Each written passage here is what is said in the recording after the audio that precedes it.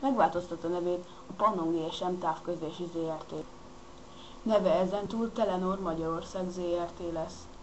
Az igazgató a váltást azzal indokolta, hogy így összekötik az összes telenoros ügyfelet. Ezen kívül gyakorlati ok még az, hogyha például egy nemzetközi futballmérkőzésen Telenor hirdetés van, akkor az több ország számára is jó reklám. So now we're taking the next step on our journey. Now we're taking Pannon to Telenor. A váltásról reklámfilm is készült. Ebben arról beszél, hogy a norvég Telenor 14 országban több mint 179 millió ügyféllel áll kapcsolatban. Visszajelzéseikre épp úgy építünk, mint a te véleményedre. Így a cégcsoport nemzetközi tudását hazai tapasztalatunkkal ötvözve azt is jobban megérthetjük, neked mire van szükséged. Telenor. Egyszerűen neked.